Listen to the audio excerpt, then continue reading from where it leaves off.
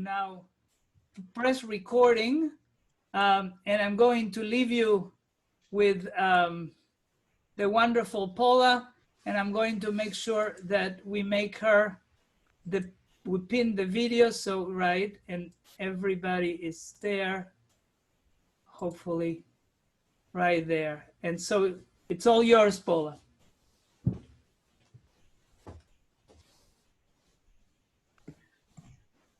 Paula, you need to unmute. You're fine. Go. Okay. I have a wonderful technical assistant here who happens to be my daughter, who's going to adjust the screen so that you can see what I'm doing. So welcome, everybody. It's nice to see some faces across the screen tonight.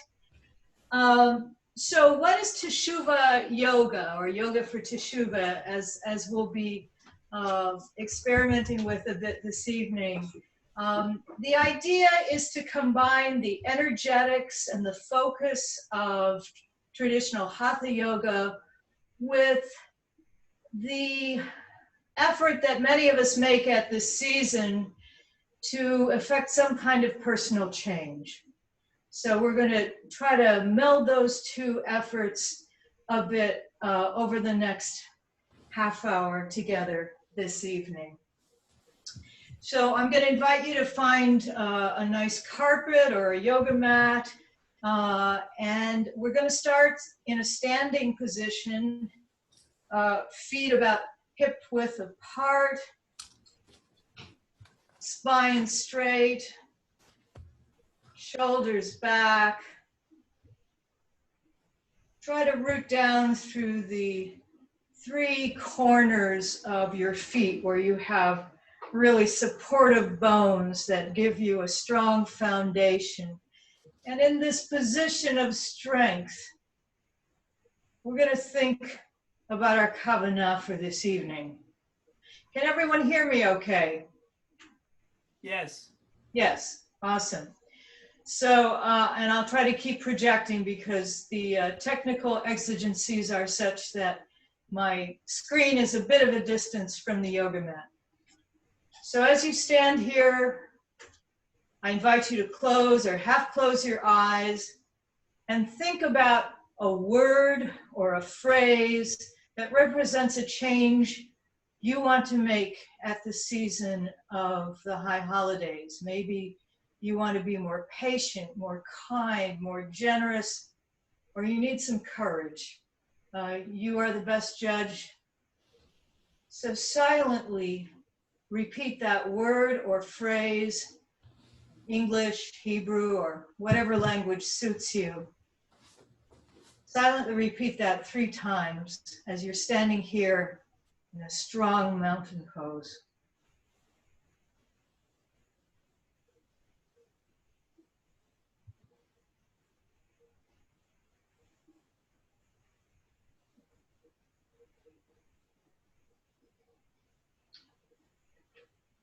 From this position, we're going to take a slightly modified mountain pose called upward salute.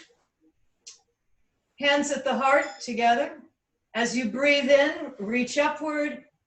As you breathe out, arms down. We'll do this about 5 times. Slight back bend as you get to the top.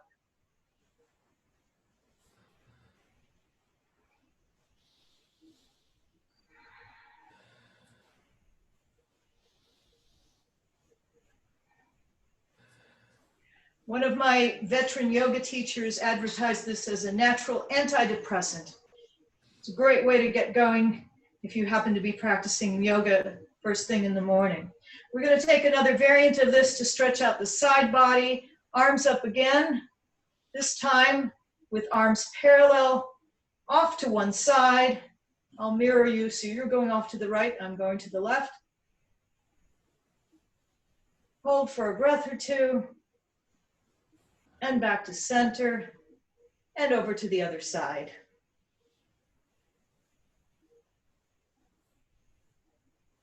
One more time on each side.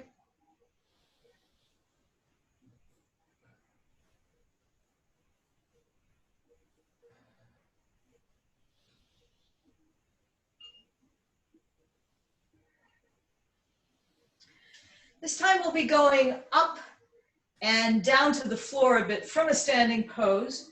So if touching the floor might be an issue for you, I invite you to grab a pillow, a Kleenex box, a block, small object, and put it at your feet in case you need it. So this time we'll be doing a dynamic forward bend, again coordinating with the breath. So as we breathe, generally speaking, in all of these poses, as we go up, we'll be breathing in. As we go down, breathing out. So we inhale up and exhale down to the block or to the floor, fingertips or palms. No judgment about how you touch bottom there, and breathing in, going up again. We'll do this about 4 more times, as comfortable for you.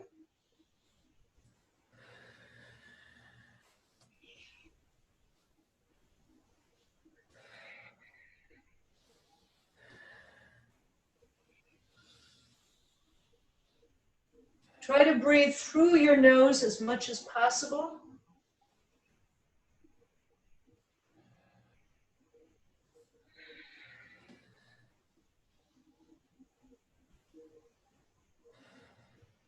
Rooting down through your feet, hands to the heart, and down when you're done with your sequence. In yoga, we have a whole array of poses with variations on the theme of warrior, because there's a recognition in yoga that spiritual change requires courage and resolution and many of the qualities that warriors require.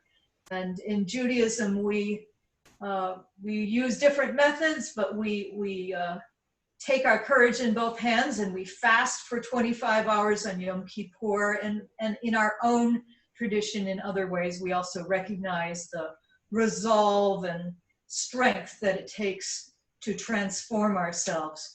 From mountain pose, take a wide stance on your mat as comfortable. And we're going to turn one foot out toward the short end of the mat. That should be toward the right for you. And we will be taking the other foot roughly perpendicular to the outstretched foot, facing the long side of the mat.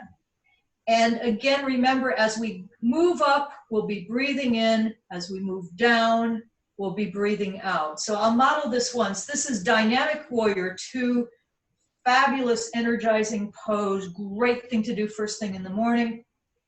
Breathing in as we go up. Out as this knee goes down. You can't see it, but we want to have this knee back of the heel so that there's no stress on that knee joint, so just pay attention to that.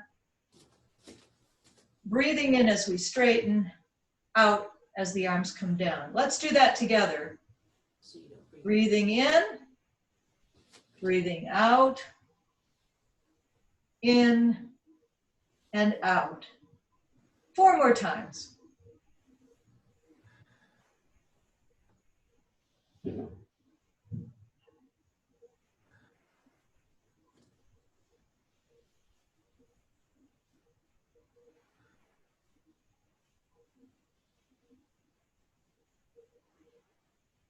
Looking good out there. When you're ready,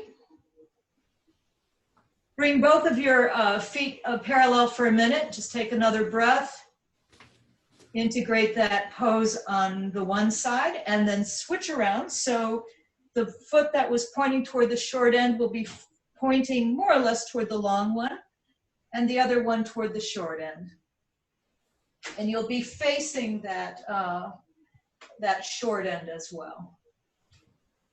Breathing in as we come up, out as we bend that knee, in as we straighten the leg, out as the arms come down. Another 4 times.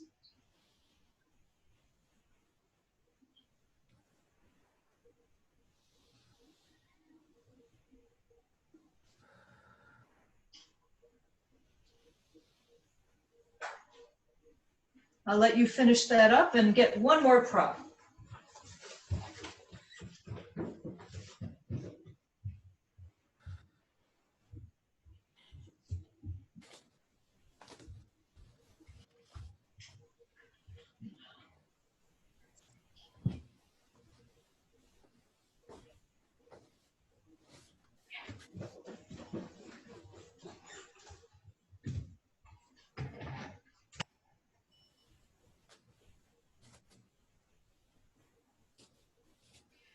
So, as all of us know who seek community for our spiritual development, it takes a bit of support sometimes to change. And we're going to sort of use our yoga practice as a paradigm for that as we do several poses with the support of the wall. One can do some amazing stretches with a little bit of support, even as a beginning yoga practitioner. So the first thing that we're going to do is what's called a side plank. The actual plank that some of you have done in more advanced classes takes a lot of upper body strength and a lot of practice and preparation. This one just takes standing up against a wall, and yet you'll be stretching a great deal and feeling that strength that we all need to make changes in our lives. So I'm going to invite you to find a wall, and we're going to start with a little bit of a modification. The full pose involves a flat palm against the wall, but both because some of us haven't had a chance to warm up this evening after perhaps dealing with weather-related driving issues and a long day teleworking perhaps, or doing other work. We're going to start with a modification where we're going to use our forearm as support. It's a little safer, a little easier on the wrist, and we'll see where we go from there. So here's what it's going to look like. We're going to use our forearms, lean against the wall, and then contrary to most yoga instructions, you get to lean on this. So you're kind of you're at an angle, leaning into the wall, a little distance away, maybe an arm's length. And then you can bring up the outer foot, either just as a kickstand up against the ankle, at the calf, or for those of you that are wildly limber, all the way up to the thigh. Just be sure you do not press against the knee joint, which would make it deeply unhappy. The other piece of the pose is to raise your arm. And so you're going to be stretching nearly every major muscle group in this modified side plank. Take a few breaths here.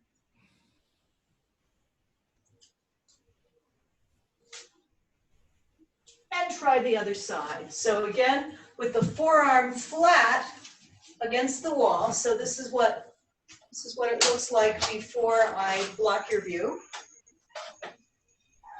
And then raise up the outer leg. You're going to be at a slight angle, about perhaps arm's length away, leaning in slightly, but the spine is still straight. And raise your arm up, which is going to open up your chest. You should feel a lot of stretch in the back and shoulders and even your core. This actually is warming up our core for some things we'll be doing in a little bit. Now, for some of you, that may be exactly what you would like to do this evening. For those of you that need a little bit of challenge, you may want to try a different kind of wall support for your next side plank. You can try a flat palm. I personally am not going to be doing that on my, my mouse side. What I'm going to be doing is a fist and leaning on that fist, but it will stretch the arm in a different sort of way. So whatever works for you, repeat what we did before, or if you want to try the palm against the wall flat or the fist against the wall, The other parts will stay the same. You're going to be standing at a slight angle, but spine straight.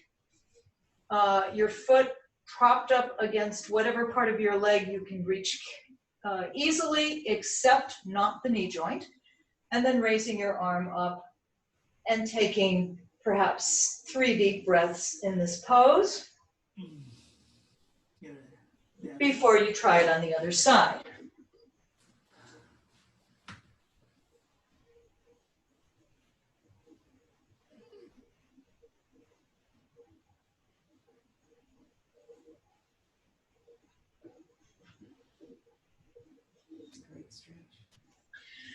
So some of you that have taken yoga classes in other parts of your life may have encountered downward dog. Downward dog can be a little tricky for people who have not done it for a while or haven't had the chance to warm up. And by necessity, as we're doing a very short session tonight, I'm trying to avoid anything that would be likely to cause injury. But the good news is that we have a wall-based alternative that will stretch a lot of the same muscles and give us that sense of strength and support, which is, of course, what we're all seeking at this time of year. So I'm going to ask you then to either use your flat palms against the wall, if that is comfortable, or you can try your fists. And we will be basically, I'm going to sort of mirror what you'll be seeing from the back in just a minute. Feet a little bit more than hip distance apart to give you a little more strength here, but facing forward and then pressing against the wall. You're going to back up from the wall until you get some stretch through the back and stretch through the legs. So this is really working every powerful set of muscles in the body. So it's going to look slightly undignified, but something like this. So it's actually a real yoga pose. It's called half downward dog, but as I said, a whole lot safer for a session like this, and also quite effective in terms of being able to strengthen so many major muscle groups that we will need for other things. So try holding that for a few more breaths, and then you can do it again if you'd like. For those of you that are looking for a little more challenge, you can go to your half downward dog and use that to go into a wall-supported warrior 3. So earlier we did warrior 2. Some of you are familiar with warrior 1. Warrior 3 is essentially warrior 1 balancing. So that's something to work up to with a longer class. But another lovely way to do that is to use the wall. So you can use your fists, your fingertips, or your palms if your carpal tunnel is happy with that choice. And depending on your level of hip and hamstring flexibility, do not feel compelled in any way to get your leg. It's lovely if you can get your leg parallel to the floor. If you can't, there's a lot of value in just tilting forward. So doing something like this. So wherever that takes you, give it a try if you can. If anything hurts in the lower back when you do that, I would back off and perhaps skip this one. But it's a great pose. I'm seeing some beautiful, I'm going up to the screen to just see what's going on, and I'm seeing some beautiful poses here.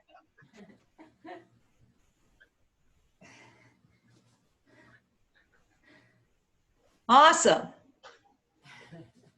I'll do the downward.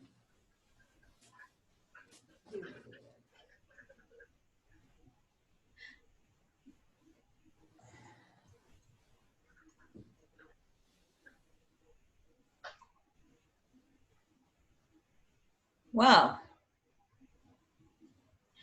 Okay, so we're going to go down. We're going to go down to our mats. And since we've been working pretty hard, we're going to take a quick resting pose and then move on to something that can be fairly challenging. So if you can, I invite you to go to your knees. If you need a little pillow under your knees or a blanket or towel, do that. I have the advantage of an oriental rug under my mat here where I'm set up. So what we're going to be doing, and I'll see if I can get you a better view here, since for the rest of our practice we will be pretty much on the floor. All right, there we go. So we're going into what's called child's pose. There's several variants of this, but for right now, since we've been working a lot of back muscles, we're going to just plunk our arms forward. And if you can get your head down on the floor, that's great. Or you can reach forward like this. This will help stretch out those back muscles that just got to work out. It'll work your hips as well, but give you a little of the support of gravity as you're stretching out these muscles that have been working so hard.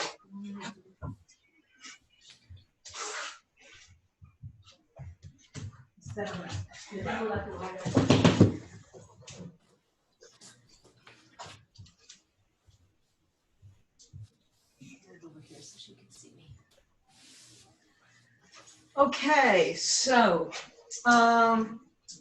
we are going to turn to quite a challenging pose.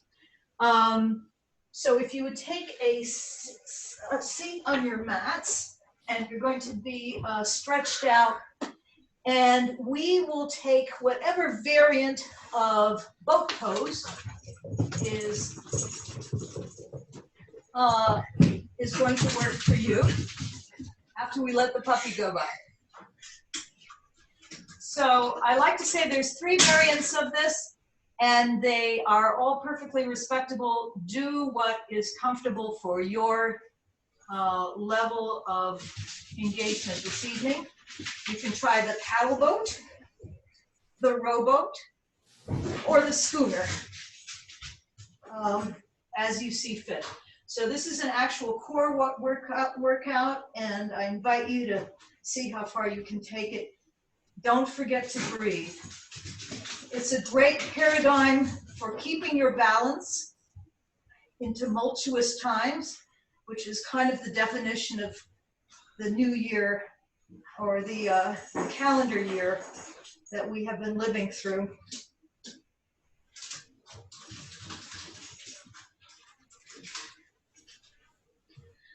After boat pose, we're going to put our soles together and head for butterfly pose, which works some muscles that don't generally get a great deal of exercise, the inner leg muscles. You can reach for your ankles, for your feet, or for your toes, depending on your level of flexibility on this particular evening. And just let gravity bring your legs as close to the floor as they are inclined to go.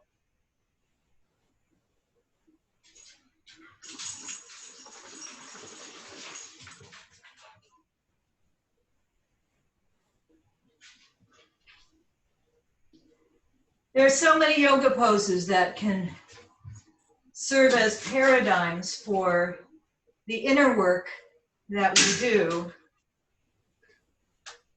And I think it's fair to say that sometimes you need a measure of groundedness and stability in order to fly, in order to really transform and take wing.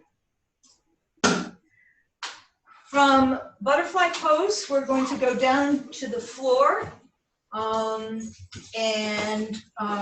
pull one leg toward the chest as we start to cool down. Breathe into the stretch. Stretch out the remaining leg. If for some reason this is tough on your lower back, do feel free to bend the other leg and root that foot down. Perfectly respectable variation. Everyone is different, and everyone is different on different occasions.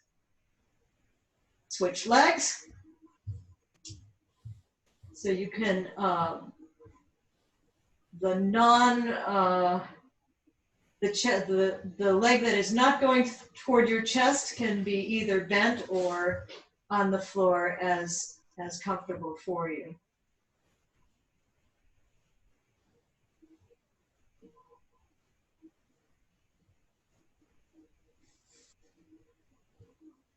And I see that we are getting very close to 8:30, so I invite you to stretch out in a resting pose. And as you do, just try to relax all of your muscles. I invite you to continue resting, but I'll be talking to you as you do.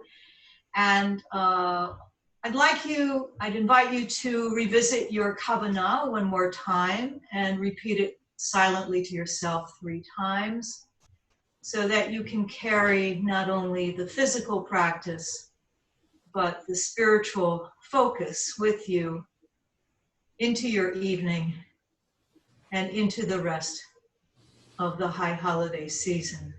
I just want to thank everybody for taking time out on this rainy night to join us in this yoga practice and this shared reflection. Thank you very much. Shana Tova. Shana Tova to you. And thank you so much, Paula. This has been wonderful.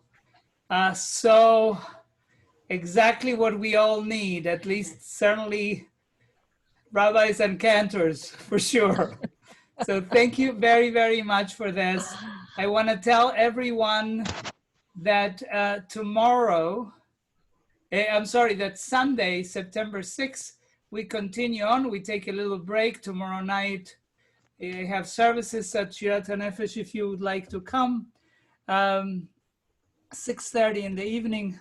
Rabbi Gila, 10 o'clock on Shabbat morning? Correct. That's right.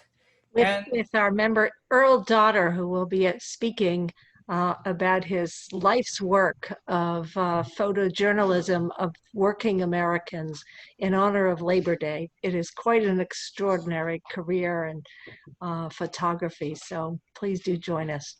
Fantastic. And then on Sunday, promptly at 8 p.m., as we continue with our Selihot sessions with Chazan Elias Rosenberg from Boston, Massachusetts. He's going to be talking about El Melech Yoshev Al Kisar Rachamim, which you probably know better because of Adonai, Adonai El Rachum Vechanun. And we want to tell you 2 more things. One of them, that this series are dedicated to Rabbi Mordechai Edrei, who was my teacher, who taught me everything I know about Slichot.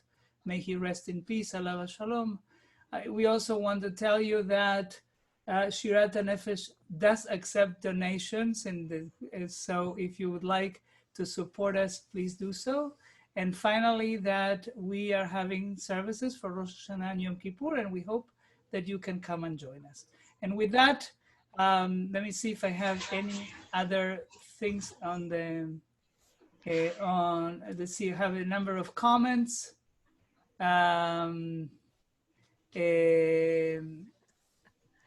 Paula, John Angel is asking if you follow a particular tradition. Many traditions.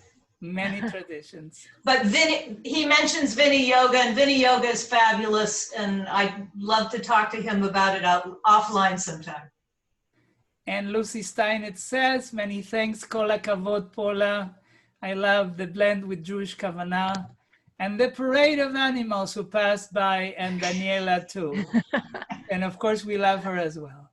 So with all that, I want to say to all of you, Laila Tov, thank you so much. I hope if you haven't had dinner yet, as is my case, you can now be completely free to do so. And if not, that you have a wonderful, wonderful evening. Thank you so much for your support. I just need to tell you, we have crossed the 300 people that registered.